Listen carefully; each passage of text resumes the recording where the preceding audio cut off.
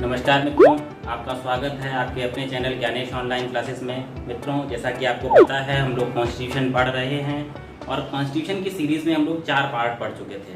तो जिन भी विद्यार्थियों ने पहला, दूसरा, तीसरा और चौथा पार्ट नहीं पढ़ा है वो आई बटन पर क्लिक करके देख सकते हैं। डिस्क्रिप्शन में आपको लिंक मिल जाएगा, वहाँ से देख सकते हैं।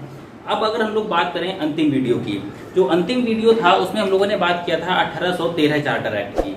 1813 जो चार्टर एक्ट था वो क्या था, उसके बारे में पूरी जानकारी हम लोगों ने ली थी। और इसी क्रम में और जो पहले चार्टर्स आए या और जो पहले अधिनियम आए उनकी हम लोगों ने बात की है पिछले वीडियोस में। तो जिन विद्यार्थियों ने नहीं देखे हैं, सीरीज से सारे वीडियोस देखें, आपको एक एक करके सारी चीज़ें सीरियल से समझ में आएंगी। और वीडियो को अधिक से अधिक लाइक करें, कमेंट करें और सब्सक्राइब करें, जिससे कि हम लोग बहुत जल्द लाइव क्लासेस भी पढ़ सकें। आज जो हम लोग स्टार्ट करेंगे वो हम स्टार्ट करेंगे 1833 के चार्टर से। ये 1833 का चार्टर, इसको हम लोग चार्टर एक्ट भी कह सकते हैं, 1833 का अधिनियम भी कह सकते हैं। अब 1833 का जो अधिनियम था, अगर हम इसकी बात करें, इसको बनाए जाने का कारण क्या था। अब सबसे पहले तो इसको बनाए जाने का कारण क्या था, तो क्या था ध्यान समझना। ईस्ट इंडिया कंपनी की हम लोग बात कर रहे हैं। पहले तो जो ईस्ट इंडिया कंपनी थी, ईस्ट इंडिया कंपनी कब बनी तो आपको पता है 31 दिसंबर 1600 को बनी। ठीक है, 31 दिसंबर 1600 को ये ब्रिटेन में बनी। 1608 में भारत में आई। भारत आने के बाद इसने व्यापार शुरू किया, सूरत में अपनी फैक्ट्री वगैरह लगाई। ठीक है ना, ये सारी बातें हम लोग डिटेल में देख चुके हैं दूसरे वीडियोस में। ठीक है, जिन्होंने नहीं देखा है सीरियल से देखें तो आपको चीजें एकदम से क्लियर होंगी। उसके बाद जो पहला अधिनियम आया था 1773 का रेगुलेटिंग एक्ट आया था। कौन सा था? 1773 का रेगुलेटिंग एक्ट आया था। इस रेगुलेटिंग एक्ट में कंपनी का जो अधिकार था, जो व्यापारिक अधिकार था, उसको 20 वर्ष के लिए बढ़ाया गया था। हालांकि जब ईस्ट इंडिया कंपनी आई थी तो इसको एकाधिकार मिला था कितने वर्षों का? 15 वर्षों का। और ब्रिटेन की महारानी उस समय थी एलिजाबेथ प्रथम, जिन्होंने इसे ईस्ट इंडिया कंपनी को 15 वर्ष का एकाधिकार दिया था। अब 1773 रेगुलेटिंग एक्ट के तहत इसको 20 वर्ष का एकाधिकार दे दिया गया। भैया 20 वर्ष इसका जो व्यापारिक एकाधिकार है इसको और बढ़ा दिया गया। उसके बाद आया 1793 जो पहला चार्टर एक्ट था, और इसी के तहत इसका जो व्यापारिक अधिकार था उसको फिर से 20 वर्ष के लिए बढ़ा दिया गया। अब 1793 के बाद जो 20 साल बाद आया 1813 का एक्ट, जो हमने पिछले वीडियो में पढ़ा था, 1813 का जो चार्टर एक्ट आया, इसमें भी क्या किया गया, 20 वर्ष के लिए कंपनी का अधिकार बढ़ाया गया। लेकिन जो ईस्ट इंडिया कंपनी थी उसका एकाधिकार समाप्त कर दिया गया। ये इंपॉर्टेंट पॉइंट था, एकाधिकार समाप्त कर दिया गया था। और चाय और चीन, ये चाय और चीन, ये 2 अधिकार बने रहे थे। बाद बाकी सारे अधिकार ईस्ट इंडिया कंपनी के समाप्त कर दिए गए थे। इसके बारे में, बैकग्राउंड के बारे में भी आपको बताया था, नेपोलियन का बड़ा योगदान था इस चीज को लागू करने में। एडम स्मिथ के बारे में हम लोगों ने बात की थी, आप लोग देख सकते हो पिछले वीडियोस में। अब 1833 में 20 वर्ष जो ये बढ़ाया गया था कि जो भी प्रशासनिक कार्य है, ठीक है, और क्या कार्य है, एकाधिकार जो चीन और चाय का था, इसको जो 20 वर्ष बढ़ाया गया था, इसकी समीक्षा होनी थी 20 वर्ष बाद। और ये जो 20 वर्ष बाद आया तो कौन सा अधिनियम आया? 1833 का अधिनियम आया। और यही 1833 का अधिनियम हम लोगों को पढ़ना है। अब जो 1833 का चार्टर एक्ट है, यहाँ पर 1813 का जो चार्टर एक्ट आया था, इसमें ये कहा गया कि जो अन्य कंपनियां हैं वो भी भारत जाकर व्यापार कर सकती हैं। अब उनको कोई भी समस्या नहीं होगी। अब भारत में क्या था, अगर हम लोग भारत की बात करें, भारत में आई थी ईस्ट इंडिया कंपनी। ठीक है, ये हम लोग बात कर रहे हैं ब्रिटिश ईस्ट इंडिया कंपनी की। ठीक है, ये जो ब्रिटिश ईस्ट इंडिया कंपनी थी, ये भारत में व्यापारिक कार्य भी करती थी और प्रशासनिक कार्य भी करती थी। इसके लिए 2 बोर्ड बनाए गए थे, आपको पता है, एक था बोर्ड ऑफ डायरेक्टर्स और एक था बोर्ड ऑफ कंट्रोलर्स। ये दोनों बोर्डों के सहयोग से ईस्ट इंडिया कंपनी प्रशासन का काम और व्यापार का काम दोनों ही काम करती थी। अब भारतीय जो प्रशासन का काम है वो कौन देख रही है? ब्रिटिश ईस्ट इंडिया कंपनी देख रही है। ठीक है ना, तो इन लोगों ने ये कहा कि अब ब्रिटेन से कोई भारत व्यापार करने आएगा, क्योंकि यहाँ पे एकाधिकार समाप्त हो गया। अब जब व्यापार करने आएगा तो उसके लिए क्या आवश्यकता होगी? लाइसेंस। ये बात हम लोगों ने 1813 का चार्टर था उसमें हम लोगों ने पढ़ी थी कि जो अन्य विदेशी कंपनियां भारत आएंगी उनके लिए लाइसेंस आवश्यक कर दिया गया। अब एक बात बताओ भैया, यहाँ पर प्रशासन का काम कर रही है ईस्ट इंडिया कंपनी। अब ईस्ट इंडिया कंपनी अगर प्रशासन का कार्य कर रही है तो इनको लाइसेंस देगा कौन? तो ईस्ट इंडिया कंपनी इनको लाइसेंस देगी। और लाइसेंस देने में जो मुख्य भूमिका थी वो किसकी थी? बोर्ड ऑफ डायरेक्टर्स की थी। यानी कि जो बोर्ड ऑफ डायरेक्टर्स के लोग हैं ये डिसाइड करेंगे किसको लाइसेंस देना है और किसको लाइसेंस नहीं देना है। अब ध्यान दीजिएगा, कोई कंपनी यहाँ पर प्रचार प्रसार कर रही है, अपना व्यापार कर रही है, वो कंपनी बिल्कुल भी नहीं चाहेगी कि कोई दूसरी कॉम्पिटिटिव कंपनी आए और यहाँ आकर व्यापार करे। ये बोर्ड ऑफ डायरेक्टर्स वो थे जिसमें 24 सदस्य थे, ये व्यापारिक कार्यों को करने का काम कर रहे थे। इन्होंने जो लाइसेंस देने की जो बात थी इसमें बहुत ज्यादा भेदभाव दिया, किसी को लाइसेंस दिया, किसी को लाइसेंस नहीं दिया। कंपनी यहाँ आती थी और वो बिना व्यापार के वापस लौट जाती थी। इसमें बहुत ज्यादा समस्याएं हुई लोगों को। जब लोगों को बहुत ज्यादा समस्याएं हुई तो इसकी आवाज ब्रिटिश संसद में उठाई गई कि भैया एकाधिकार तो समाप्त कर दिया गया है लेकिन फिर भी व्यापार करने का मौका नहीं मिल रहा है। ठीक है, अब ये जो बातें थी, एक तो ये प्रभाव डाला जिसके लिए बनाया गया आपका 1833 का चार्टर एक्ट। एक प्रभाव क्या था, 1813 में 20 साल बढ़ाया गया था और 1833 में इसकी समीक्षा होनी थी, इसलिए बनाया गया 1833 का चार्टर एक्ट। अब एक और बात आई थी, आपको बताया था हेडिंग पॉइंट था औद्योगिक क्रांति। औद्योगिक क्रांति हुई थी ब्रिटेन में 1688 में।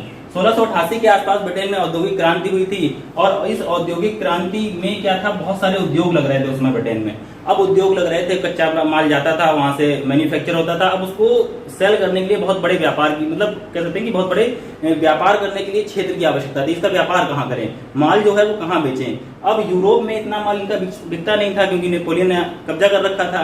1815 के आसपास वाटरलू का युद्ध हुआ था, ठीक है ना, वर्ल्ड हिस्ट्री में हम लोग बात करेंगे। तो उसने भी परेशान करके रखा था, तो इस वजह से इनका एकाधिकार समाप्त किया गया। अब एकाधिकार समाप्त किया गया तो भैया माल बेचने के लिए भारत जाना है, तो उसमें ईस्ट इंडिया कंपनी ने, जो बोर्ड ऑफ डायरेक्टर्स थे, ये लाइसेंस नहीं देते थे, लाइसेंस अनिवार्य कर दिया था।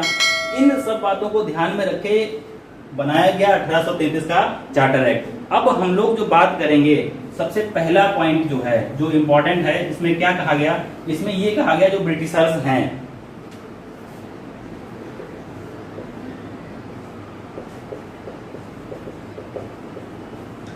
जो ब्रिटिशर्स हैं, इनको भारत आने तथा व्यापार करने के लिए जो लाइसेंस है की अनिवार्यता समाप्त कर दी गई।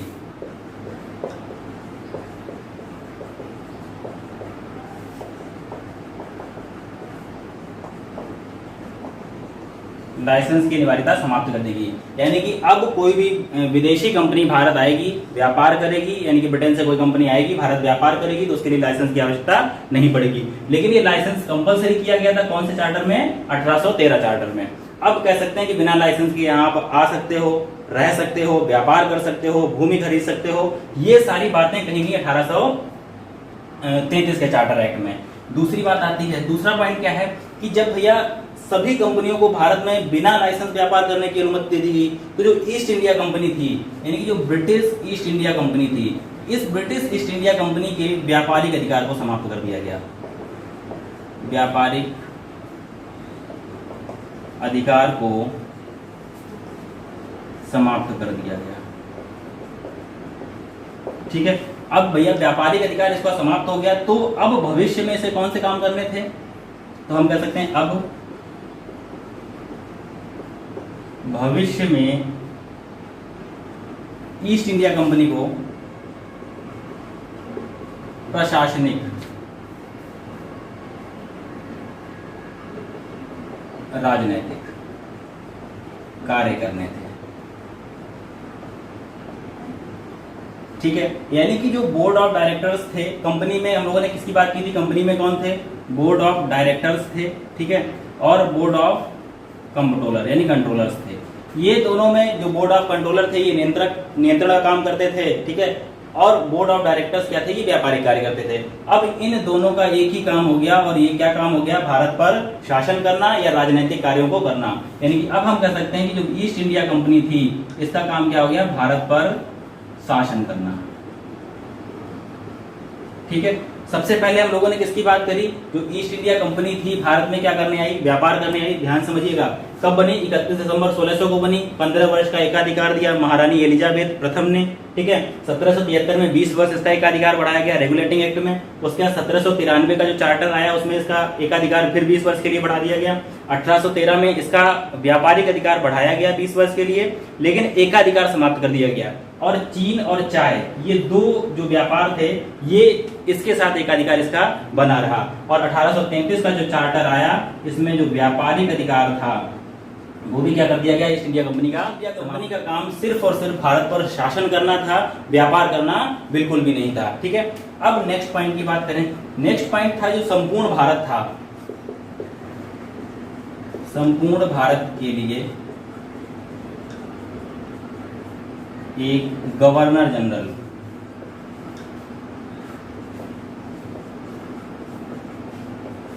पद का सृजन किया गया, ठीक है। पहले क्या होता था, बंगाल का गवर्नर जनरल होता था, लेकिन अब व्यापारिक अधिकार समाप्त हो गया। जैसे ही व्यापारिक अधिकार समाप्त हुआ तब इसका काम क्या है, भारत पर शासन करना, राजनीतिक कार्य करना।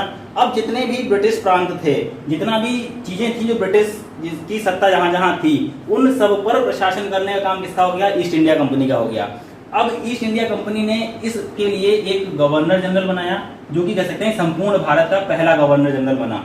और ये व्यक्ति जो था वो कौन था, वो था Lord William Bentinck. Lord William Bentinck. अब बोला जाता क्या है कि जो संपूर्ण भारत का पहला गवर्नर जनरल बनने वाला व्यक्ति कौन है, लॉर्ड विलियम बेंटिक, ठीक है। हम लोगों ने अभी तक 3 चीजें पढ़ी हैं, ध्यान से समझिएगा। सबसे पहले हम लोगों ने पढ़ा है कि बंगाल का पहला गवर्नर कौन था, तो कौन था, लॉर्ड क्लाइव, यानी जो रॉबर्ट क्लाइव था वो बंगाल का पहला गवर्नर था, ठीक है ना, रॉबर्ट क्लाइव। उसके बाद बोला जाता है बंगाल का पहला गवर्नर जनरल कौन था, तब आप क्या बताते हो, वारेन हेस्टिंग्स, ठीक है। उसके बाद किसका नाम आएगा, फिर आएगा संपूर्ण भारत का, यानी कि संपूर्ण भारत का पहला गवर्नर जनरल बनने वाला व्यक्ति कौन है, तो वो कौन है, विलियम बेंटिक। और यही जो था, यही बंगाल का अंतिम गवर्नर जनरल था। तो भैया बंगाल का अंतिम गवर्नर जनरल कौन है, लॉर्ड विलियम बेंटिक। संपूर्ण भारत का पहला गवर्नर जनरल कौन है, तो भी कौन है, लॉर्ड विलियम बेंटिक, ठीक है। तो हम लोगों ने बात की सबसे पहले गवर्नर जनरल और गवर्नर की। तो सबसे पहला गवर्नर कौन बना था, तो वो कौन था, रॉबर्ट क्लाइव था, बंगाल का पहला गवर्नर था। उसके बाद हम लोगों ने बात की बंगाल का पहला गवर्नर जनरल कौन था, तो कौन था, वारेन हेस्टिंग्स, ठीक है। बंगाल का अंतिम गवर्नर जनरल कौन है, लॉर्ड विलियम बेंटिक। और यही जो लॉर्ड विलियम बेंटिक है, ये संपूर्ण भारत का पहला गवर्नर जनरल है, ठीक है। अब जो नाम परिवर्तित किया गया, लॉर्ड विलियम बेंटिक रख दिया गया, ठीक है। उसके बाद क्या किया गया कि एक व्यक्ति था जो संपूर्ण भारत, यानी जो भी भारत के में था, उस पर शासन कर रहा था। तो इसी को बोला गया कि जो भारतीय प्रशासन था, भारतीय प्रशासन का केंद्रीकरण किया गया, केंद्रीकरण किया गया। अब आप ध्यान समझना, अगर सारी चीजें, सारी शक्तियां अगर एक व्यक्ति को दे दी जाएंगी तो उसी को हम लोग बोलते हैं केंद्रीकरण, सेंट्रलाइजेशन। तो केंद्रीकरण किस अधिनियम के तहत किया गया, 1833 चार्टर के तहत किया गया, ठीक है। उसके बाद क्या किया, जो गवर्नर जनरल था, ये जो भारत का, संपूर्ण भारत का गवर्नर जनरल था, इसको संपूर्ण भारत के लिए विधि बनाने की शक्ति दी गई। यानी गवर्नर जनरल को संपूर्ण भारत के लिए विधि, यानी इसी को हम लोग क्या बोलते थे, कानून बनाने की शक्ति दी गई, ठीक है। अब जो गवर्नर जनरल था वो पूरे के पूरे भारत के लिए क्या बना सकता था, कानून बना सकता था। अब भैया ये अगर कानून बना सकता था तो जो पहले जो कानून बनता था, ठीक है ना, यानी 1833 चार्टर से पहले जो कानून होता था या कह सकते हैं विधि होती थी, उसको बोलते थे विनिमय। और अब इनको क्या बोलने लगे, अधिनियम, ठीक है। यानी कि 1800 चार्टर से पहले जो बनते थे कानून, उनको क्या बोलते थे, विनियम, विनियम बोलते थे, विनियम, और अब इनको क्या कहा जाने लगा, अधिनियम कहा जाने लगा। ठीक है, यानी कि संपूर्ण भारत के लिए एक गवर्नर जनरल बनाया गया। अब संपूर्ण भारत का गवर्नर जनरल था तो सारी शक्तियां उसी को दे दी गई, तो शासन का केंद्रीकरण किया गया, सेंट्रलाइजेशन किया गया। इसी को संपूर्ण भारत के लिए विधि या कानून बनाने का अधिकार दिया गया, शक्ति दे दी गई। इसने जो कानून पहले बनते थे, यानी कि 1833 चार्टर से पहले जो कानून बनते थे उसको विनिमय कहा जाता था, और उसके बाद जो कानून बने इनको क्या बोला जाने लगा, अधिनियम बोला जाने लगा। ठीक है, उसके बाद नेक्स्ट पॉइंट आया जो गवर्नर जनरल की परिषद थी, गवर्नर जनरल की परिषद का विस्तार किया गया, विस्तार किया गया। अब आपको पता है गवर्नर जनरल की परिषद का विस्तार करके इसमें एक विधि सदस्य जोड़ा गया, एक विधि सदस्य जोड़ा गया। हम लोग इस पे एक बार ही बात करते हैं क्या थी ये। सबसे पहले अगर हम लोग बात करें गवर्नर जनरल की परिषद की, ठीक है, जो गवर्नर जनरल की परिषद थी ये सबसे पहले बनी 1773 रेगुलेटिंग एक्ट में। ठीक है ना, वारेन हेस्टिंग्स ने बनाई, जिसमें कितने सदस्य थे, 4 सदस्य थे। ठीक है, अब उसके बाद 1784 में पिट्स इंडिया एक्ट आया। इस 1784 में जो पिट्स इंडिया एक्ट आया था, इसमें जो गवर्नर जनरल की परिषद थी उसके सदस्यों की संख्या कितनी कर दी गई, 3 कर दी गई। ठीक है, अब 1833 के चार्टर में क्या किया गया, इसमें वापस में एक व्यक्ति जोड़ दिया गया, और ये कौन सा व्यक्ति जोड़ा गया, विधि सदस्य जोड़ा गया। और ये जो विधि सदस्य जोड़ा गया था इसका नाम कौन था, ये कौन थे, मैकाले साहब थे, लॉर्ड मैकाले। तो किसको जोड़ा गया गवर्नर जनरल की परिषद में विधिक सदस्य बना के, तो लॉर्ड मैकाले को जोड़ा गया। ठीक है, अब दूसरी बात करते हैं। इसी के तहत जो 1833 का चार्टर था, इसमें पहले तो विधि बनाने का अधिकार दिया गया, तो विधि बनाने का अधिकार जब दिया गया, विधि या कानून बनाने का, तो इसके लिए एक विधिक सदस्य जोड़ा गया। अब गवर्नर जनरल की परिषद में वापस से सदस्यों की संख्या कितनी हो गई, 4 हो गई। ठीक है, अब भारत में जो कानून थे, ठीक है, उनको सुधारने के लिए और लिपिबद्ध करने के लिए भारतीय कानूनों को सुधारने तथा लिपिबद्ध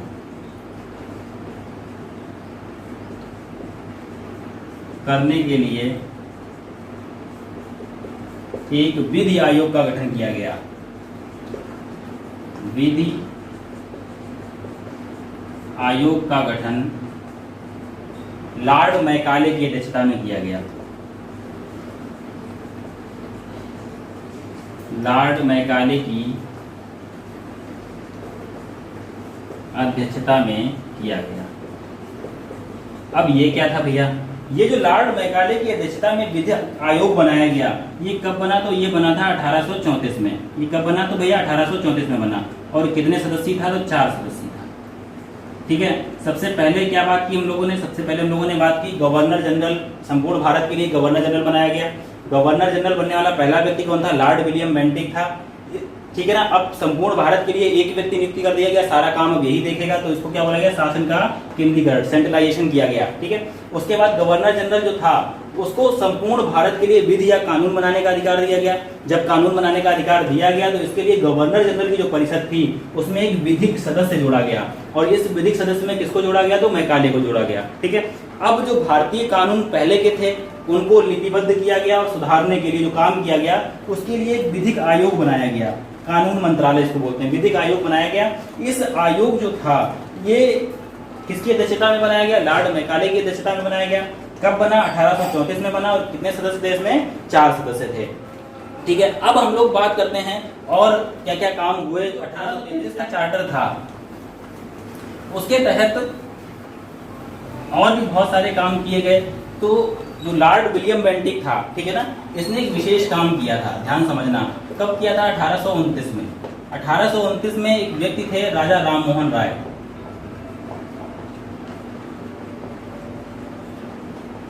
राजा राम मोहन राय, इन्हीं के सहयोग से लॉर्ड विलियम बेंटिक ने क्या समाप्त की थी, सती प्रथा का अंत किया था।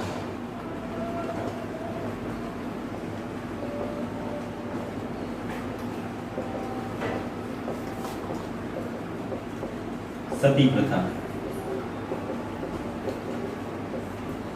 समाप्त की। ठीक है, अब 1829 में लॉर्ड विलियम बेंटिक ने सती प्रथा को समाप्त करवाया, किसके सहयोग से? राजा राममोहन राय के सहयोग से समाप्त करवाया, ठीक है ना। 1830 की हम लोग बात करें, 1830 में ठगी प्रथा का अंत हुआ। किसका अंत हुआ? ठगी प्रथा का। ठगी प्रथा का अंत हुआ।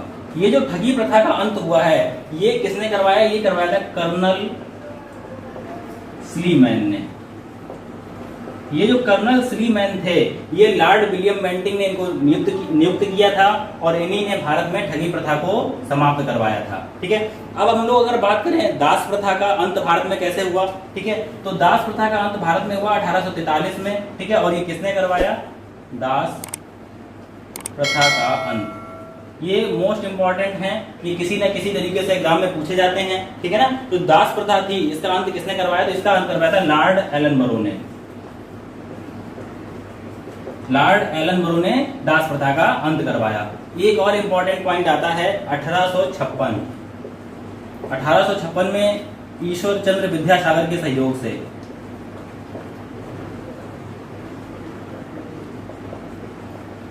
ईश्वर चंद्र विद्यासागर के सहयोग से विधवा पुनर्विवाह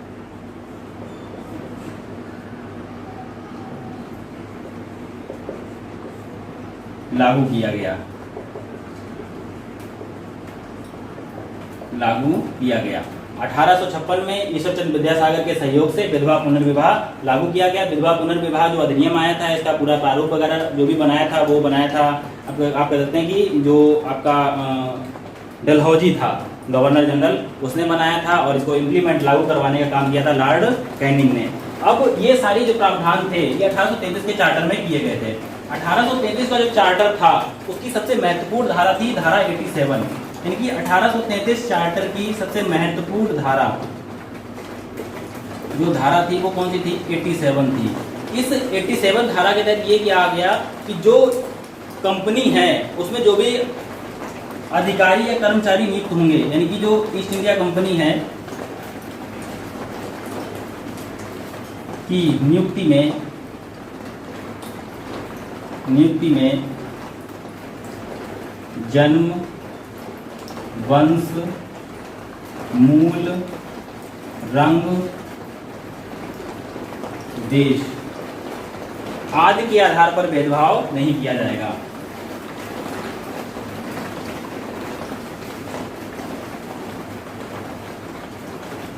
देश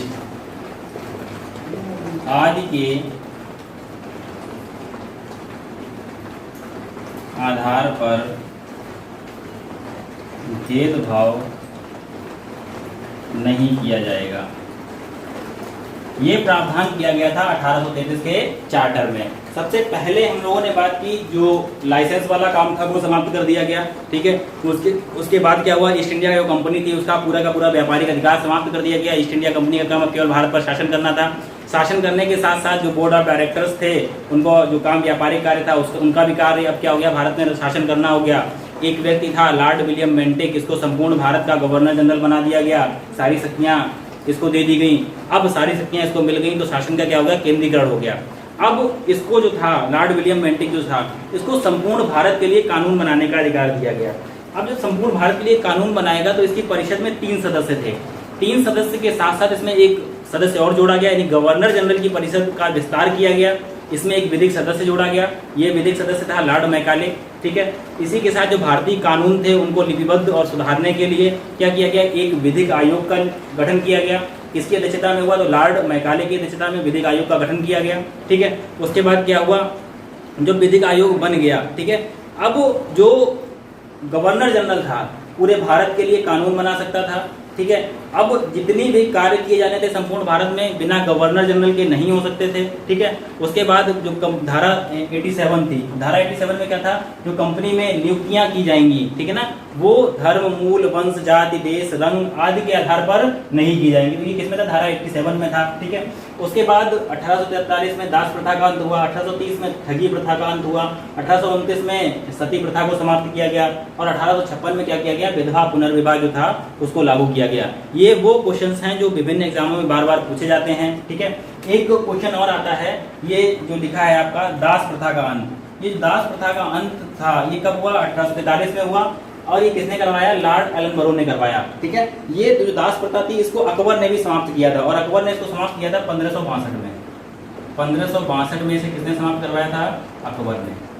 ठीक है ना, ये किसकी बात कर रहे हैं हम लोग? दास प्रथा की बात कर रहे हैं। ठीक है, तो ये इतने सारे पॉइंट थे। 1833 जो एक्ट था, चार्टर्स था, उसमें महत्वपूर्ण थे, विभिन्न एग्जाम में पूछे जाते हैं। ठीक है, अगर आपको वीडियो अच्छा लग रहा है, वीडियो को लाइक करें, कमेंट करें, ठीक है, अधिक से अधिक शेयर करें, और जो अपना चैनल है इसको सब्सक्राइब करना बिल्कुल भी ना भूलें। अब हम लोग बात करेंगे 1833 चार्टर के बाद 1853 का चार्टर आया उसकी बात करेंगे। 1853 का चार्टर एक्ट। अब हम लोग बात करते हैं 1853 का चार्टर एक्ट क्यों आया। तो 1853 का चार्टर एक्ट, सबसे पहली बात अभी हम लोगों ने बात की 1833 का जो चार्टर था, अधिनियम था, उसमें ये कहा गया था कि जो 1833 में बातें बताई गई थी, ठीक है ना, उन सबकी समीक्षा कितने वर्ष बाद होनी थी? 20 वर्ष बाद होनी थी, यानी कि 1853 में होनी थी। अब 1833 में जो ईस्ट इंडिया कंपनी थी उसका क्या किया गया था? ईस्ट इंडिया कंपनी के व्यापारिक अधिकार को समाप्त कर दिया गया था। अब ईस्ट इंडिया कंपनी का काम भारत पर केवल और केवल शासन करना था, यानी कि जो राजनीतिक कार्य थे उनको करने का काम किसका था? ईस्ट इंडिया कंपनी का था। अब ईस्ट इंडिया कंपनी जो कार्य कर रही थी उसके लिए ईस्ट इंडिया कंपनी ने एक बनाया संपूर्ण भारत का गवर्नर जनरल। ये जो संपूर्ण भारत का गवर्नर जनरल बनने वाला व्यक्ति कौन था? तो लॉर्ड विलियम बेंटिक था।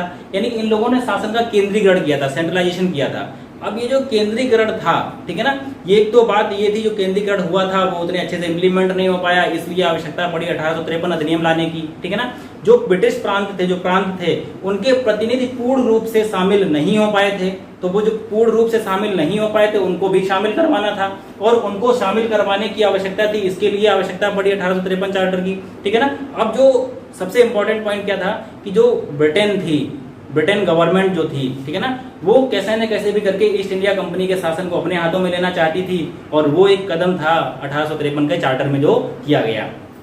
अब सबसे पहले पॉइंट की हम लोग बात करें, इस जो चार्टर था यह अंतिम चार्टर एक्ट था, यह अंतिम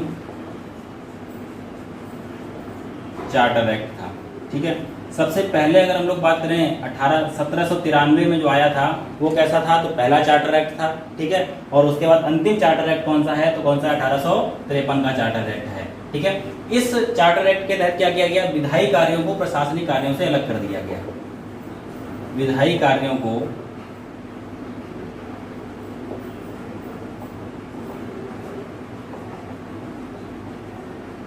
प्रशासनिक कार्यों से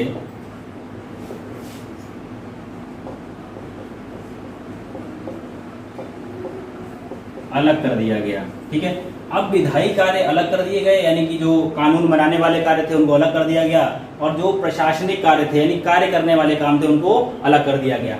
अगर हम लोग बात करें इन विधायी कार्यों और प्रशासनिक कार्यों में क्या अंतर है, ध्यान समझना। अगर हम लोग देखें जो ब्रिटिश गवर्नमेंट है,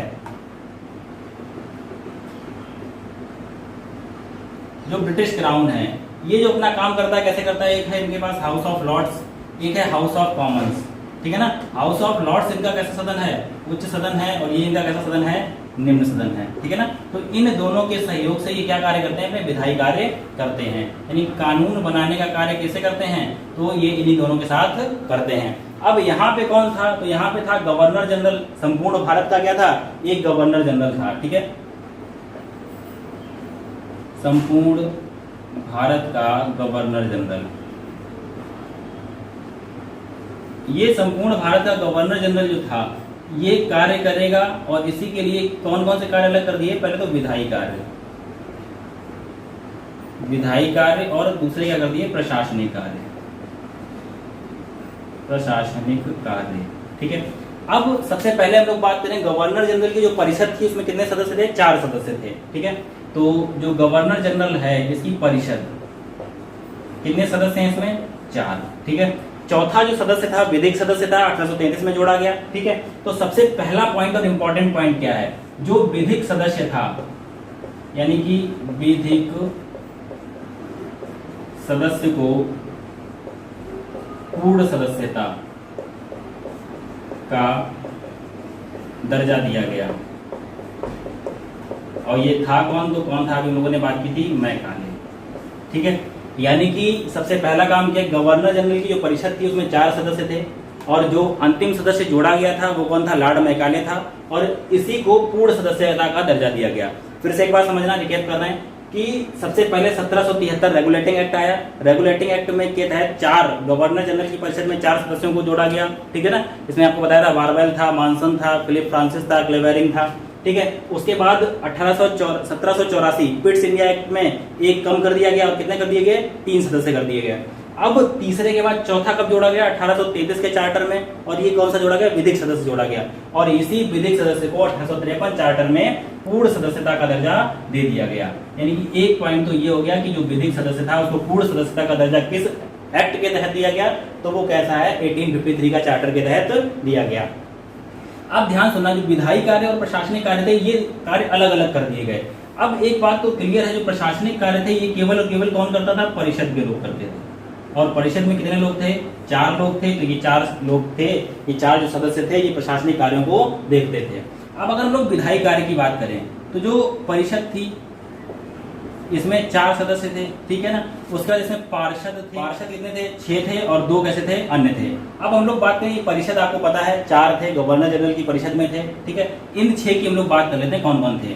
6 में जो एक था ये क्या था, जो सर्वोच्च न्यायालय था, ठीक है ना। उस समय जो सुप्रीम कोर्ट था उसका मुख्य न्यायाधीश था, ठीक है। उसके बाद एक सदस्य इसमें था जो सर्वोच्च न्यायालय था उसका अन्य न्यायाधीश था,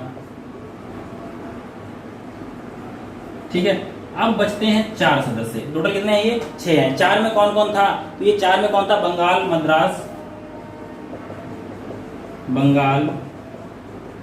मद्रास, मुंबई और आगरा। इनमें जो स्थानीय सरकारें थी, प्रांतीय सरकारें थी, वो नियुक्त करते थे। इनमें प्रांतीय सरकारों द्वारा नियुक्त होते थे, ठीक है। तो 4 कहां से थे, बंगाल से था, एक मद्रास से था, एक बंबई से था और एक आगरा से था। इसको नॉर्थ वेस्ट प्रोविंस भी कहते थे। अब ये जो था इसको मिलकर 4 इनको पार्षद बोला गया। टोटल ये कितने हो गए, 6, 4, 10 और 2, 12। यानी कि बात आई कि इसी के तहत एक 12 सदस्यीय विधान परिषद का गठन किया गया, ठीक है ना। क्या बोला गया कि एक 12 सदस्यीय विधान परिषद का गठन किया गया। अब भैया ये जो 12 सदस्यीय विधान परिषद का गठन किसके लिए किया गया, इन विधायी कार्यों को करने के लिए 12 सदस्यीय विधान परिषद का गठन किया गया। इस 12 सदस्य में 4 कौन थे, परिषद के थे, गवर्नर जनरल की परिषद के थे। 6 पार्षद थे, इसमें एक सर्वोच्च न्यायालय का मुख्य न्यायाधीश था, एक जो उच्चतम न्यायालय था उस समय टाइम पे उसका अन्य न्यायाधीश था, और 4 बंगाल, मद्रास, मुंबई और आगरा की प्रांतीय सरकारों द्वारा नियुक्त होकर भेजे गए थे। अब जो प्रशासनिक कार्य थे वो केवल और केवल कौन करता था, तो जो गवर्नर जनरल की परिषद थी उसमें जो 4 लोग थे वो प्रशासनिक कार्यों को करते थे। अब ये भैया जो 12 सदस्यीय विधान परिषद बनाई गई थी, ठीक है ना, ये जो 12 सदस्य थे ये कैसे थे, ये अगर हम लोग बात करें इन 12 सदस्यों की तो ये सारे के सारे कैसे थे, तो इनमें से कोई भी ऐसा नहीं था जो सैनिक था, यानी कि सारे के सारे असैनिक थे, ठीक है ना।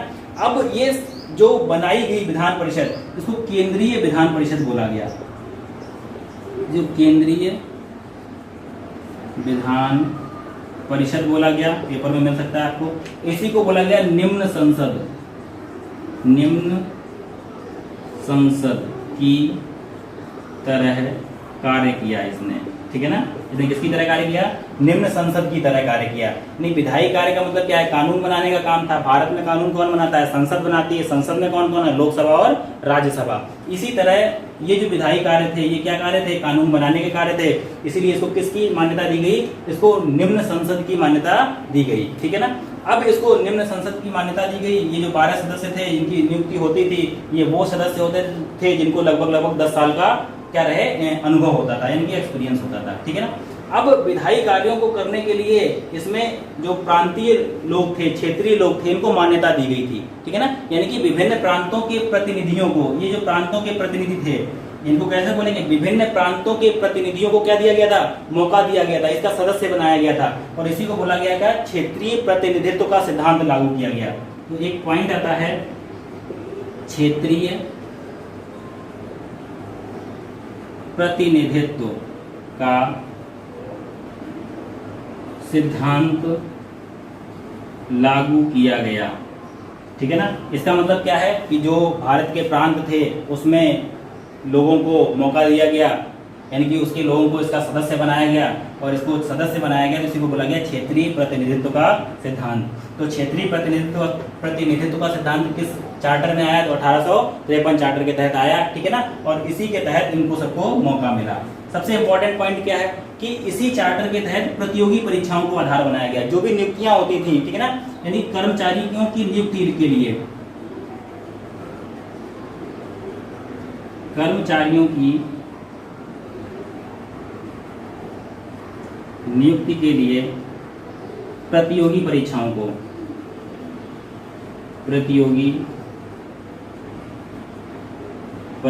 को आधार बनाया गया। ठीक है, एक बात ध्यान समझना, अब कर्मचारियों की नियुक्ति के लिए प्रतियोगी परीक्षाओं को आधार बनाया गया। पहले क्या होता था, ध्यान समझना भैया, पहले क्या होता था? पहले जो नियुक्तियां होती थी वो बोर्ड ऑफ डायरेक्टर्स द्वारा होती थी। तो बोर्ड ऑफ डायरेक्टर्स जो था कंपनी का, इसके द्वारा नियुक्तियां होती थी। ये जो बोर्ड ऑफ डायरेक्टर्स नियुक्तियां करता कैसे था? तो ये मुंह दिखाई द्वारा करता था। मुंह दिखाई, इसको नामजदगी बोलते थे। ठीक है, इसका क्या मतलब है कि वे लोग जो अंग्रेजों के पीछे पीछे घूमते थे, ठीक है ना, उनके थोड़ा नजदीकियां रखते थे, उनके बारे में अच्छा बोलते थे, उनको ये लोग नौकरी दे देते थे, अदरवाइज नौकरी नहीं देते थे। तो ये वाले जो चीजें थी इसको समाप्त कर दिया गया और क्या बनाया गया? प्रतियोगी परीक्षाओं को आधार बनाया गया। ठीक है ना, और ये जो बोर्ड ऑफ डायरेक्टर्स जो नियुक्तियां करता था, इस चीज को समाप्त कर दिया गया। उसके बाद क्या किया गया? इसमें एक काम किया गया, जो बंगाल था, ठीक है ना, उसके प्रशासनिक कार्यों के लिए, बंगाल के प्रशासनिक कार्यों के लिए एक लेफ्टिनेंट जनरल नियुक्त किया गया। एक लेफ्टिनेंट जनरल नियुक्त किया गया। ठीक है, सबसे पहले हम लोगों ने किसकी बात की? 1853 चार्टर की। ठीक है ना, तो ये कैसे आया? तो 1833 का जो चार्टर था उसके बाद आया। ये अंतिम चार्टर एक्ट था। इसके तहत विधायी कार्यों को प्रशासनिक कार्यों से अलग कर दिया गया। अब विधायी कार्यों को प्रशासनिक कार्यों से अलग किया गया तो इसी के तहत जो संपूर्ण भारत का गवर्नर जनरल था उसके विधायी कार्य अलग हो गए और प्रशासनिक कार्य अलग हो गए। गवर्नर जनरल की जो परिषद थी उसमें 4 सदस्य थे, चौथा सदस्य जो था वो विधिक सदस्य था। इस विधिक सदस्य को पूर्ण सदस्यता का दर्जा दे दिया गया 1853 चार्टर में। अब जो विधायी कार्यों के लिए 12 सदस्यीय विधान परिषद का गठन किया गया, इसमें कौन कौन था? गवर्नर जनरल की परिषद के 4 लोग थे, 6 पार्षद थे और 2 अन्य थे। ठीक है, इसमें बंगाल, मद्रास, मुंबई और आगरा की प्रांतीय सरकारों को मौका मिला था। ठीक है, इसलिए जो क्षेत्रीय लोग थे इनको इसमें शामिल होने यानी सदस्य बनाया गया था, इसीलिए इसको बोला गया क्षेत्रीय प्रतिनिधित्व का सिद्धांत लागू किया गया। ठीक है, अब जो 12 सदस्यीय विधान परिषद थी इसको केंद्रीय विधान परिषद या केंद्रीय विधान मंडल कहा गया है इसको, और इसने निम्न संसद की तरह कार्य किया। किसकी तरह कार्य किया? निम्न संसद की तरह कार्य किया। फिर क्वेश्चन पूछा था पेपर में कि किस एक्ट के तहत, किस अधिनियम के तहत, किस चार्टर के तहत प्रतियोगी परीक्षाओं को आधार बनाया गया? तो वो कौन सा? 1853 का चार्टर है। प्रतियोगी परीक्षाओं को जो कर्मचारियों की नियुक्ति थी उसकी नियुक्ति प्रतियोगी परीक्षाओं के आधार पर की जाने लगी, और जो बोर्ड ऑफ डायरेक्टर्स नियुक्तियां मनोनीत करता था, ये क्या करता था? मनोनीत करता था। और ये जो मनोनीत करता था इसको समाप्त कर दिया गया। और उसके बाद बंगाल के में जो थे प्रशासनिक कार्य उनको करने के लिए लेफ्टिनेंट जनरल जो था उसकी नियुक्ति की गई। ये सारे काम किसमें हुए? 1853 के चार्टर में हुए।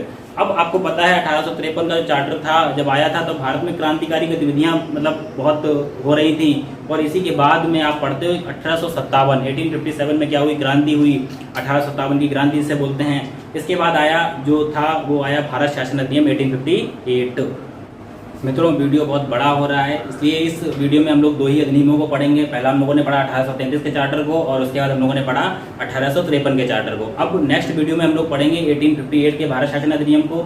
मित्रों, वीडियो को अधिक से अधिक लाइक करें, शेयर करें। Thank you for watching. जय हिंद।